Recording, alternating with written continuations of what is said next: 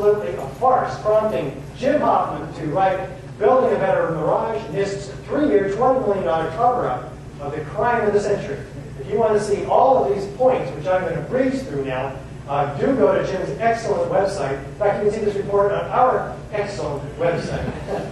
It's full of unfounded assumptions, this NIST report, that, for instance, that collapse initiation is automatically followed by a progressive, complete and total collapse, as if that's ever happened. In fact, some call it a classic progressive collapse, when it's never happened before in history. Some initiating event in a structural steel building causing the rest of the building to collapse. It goes on and on, such as the South Tower core damage being greater than the North Tower core damage, even though it took the glancing blow. Why would they have to claim that? Because it fell first. There had to be some reason it fell first after only 56 minutes. Well, they claim that the top core damage was greater. Well, obviously, it couldn't have been given the angle of the airplane and so forth. So Kevin Ryan calls this a mountain of distraction, a team wrap. They'll never read all this stuff. And that's exactly true. Most architects and engineers do not. We rely on experts. We relied on the experts, and they have been feeding us startling omissions, like the refusal to publish the data from their computer models. This is a public building. It certainly is a public investigation. And there's nothing but secrecy that trailed this investigation from beginning to end. In fact, the FEMA investigators themselves were not even allowed into the site or to examine the steel or to examine the blueprints of the building. It's absolutely ludicrous. They were obstructed at every turn. It also has outrageous lies, such as creating these different scenarios, because the first scenario they used was this realistic data about the plane speed, the approach angle, aircraft weight, strength, etc. It didn't make the building fall down. So they increased all of these different factors, and they call it a more severe case. And then they finally got the building to fall down, such as, for instance, taking that experimental data where the floor sagged 3 or 4 inches max and didn't fail at all. They claim a 42-inch sag in those floors to get their model to manifest a collapse. Because why? They were starting with the collapse as they observed, and they started with their hypothesis, which is fire brought this down, and they just fed information into this black box until they got it to work. It's full of, therefore, of fudged computer simulations, and prompting many structural engineers to demand that they show their computer visualizations. And the former chief, in fact, of NIST's Fire Science Division now calling for an independent review of this investigation. It's incredible. I think all the records that NIST has assembled should be archived. We'd really like to see someone else take a look at what they've done, both structurally and from a fire point of view. Let's look at real alternatives that might have been the cause of the collapse. That's a damning response from the former head of their Fire Science Division. So they come out and they try to answer some of these lingering questions, such as, did you examine the building for the rubble for explosive evidence of explosives? Well, no, we didn't. Interesting. Why not? Well, I don't even think they didn't answer that question. But they did say that it can't be a controlled demolition because it didn't start at the bottom. As if all controlled demolitions must start at the top. Well, we saw a couple of examples that did. So there's no attempt to analyze the global collapse or their column failure theory and how it somehow caused the rest of the building to.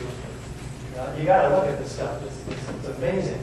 Foreknowledge. Do we have it? Well, FEMA was on site the day before with hundreds and hundreds of their employees ready for a fake biochemical attack, an exercise, a drill called Tripod 2.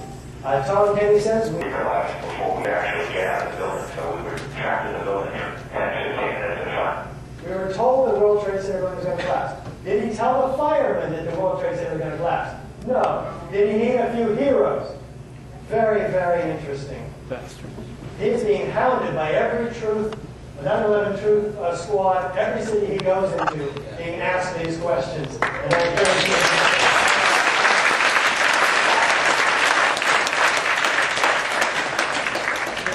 is hauled away at 800 truckloads a day. Astonishing destruction of evidence, prompting, again, the Fire Engineering magazine to say crucial evidence that could answer many questions on the slow boat to China. Astounding ignorance of government officials to the value of a thorough scientific investigation. The destruction and removal must stop immediately. Do we have experts who talk about controlled demolition? You've seen many of the managed demolitions where they implode the building and it causes essentially the fall vertically. They cause all the vertical columns to fail simultaneously.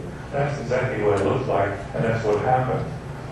Very interesting statement from somebody from the official story. And later on, examined the buildings and came up with a completely different conclusion. It didn't even test his own original hypothesis. Van Romero, televised images of the attacks at World Trade Center suggest that explosive devices caused the collapse of both towers. In my opinion, based on these videotapes, that after the airplanes hit, there were some explosive devices in the buildings that caused the towers to collapse. Mike Taylor, it looks like a classic controlled demolition.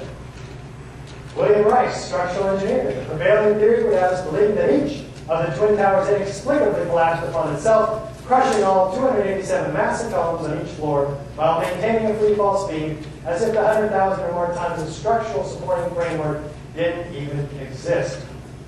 Ron Hamburger, it appeared to me that charges had been placed in the building, and yet these official investigations never even considered demolition. Well, what do we think destroyed the World Trade Center? Fires from a jetliner crash?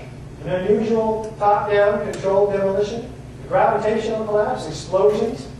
I believe that we've made it fairly clear that, once again, we have all of the typical and non-typical features of controlled demolition, such as direct evidence of explosives, sounds, flashes produced by explosions, rapid onset of destruction at the point of jet impacts, dust clouds, big billowing and enormous from the pulverized concrete and pyroclastic dust clouds, squibs, explosive energy cutting charges visible throughout 20, 30, 40, 60 stories below.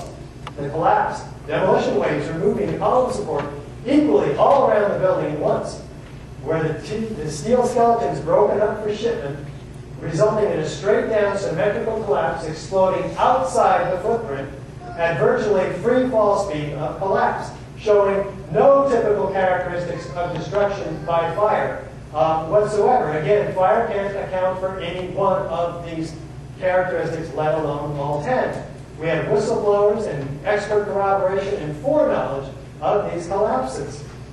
So I believe we have shown a hypothesis that the controlled demolition hypothesis is, in fact, fully supported by this evidence. But I want to check this out with you. How many of you believe that fire from the jet plane impacts brought these buildings down? Show of hands. I can't see one here. Thank you very much for being honest. I really appreciate it. I want to hear your questions. Is there anybody else? Just one? How many of you are still unsure? Let's have a show of hands unsure. 1, 2, 3, 4. I see 4. And how many of you believe in a controlled demolition hypothesis now? More than at the beginning. That helps me to understand that I've done a fairly decent job. And I'll look forward to your questions in just a second. So let's see what happens now inside of our heads as a result of this disturbing material. We have evidence supporting a controlled demolition, and that clashes with our worldview. I mean, let's be honest about it. We're not prepared for this information. Automatically, we're going to come up with defensive excuses, avoidance techniques like these. I did. Our government wouldn't do. Now, I'm not saying our government did it. I don't know. I know that somebody related to the security company, so somebody had to know something. But let's say our government or whoever it was wouldn't do this to us. I would have heard about it by now. How many of you have heard that one? I would have known. It couldn't be kept a secret. All those people with all this planning. Well, the Manhattan Project had thousands of people, and it was kept a secret. And I'm not an expert in controlled demolition. I'll let you guys. Well, wait a minute. You are the jury and the judge in this case, and I am presenting evidence to you. And you can go and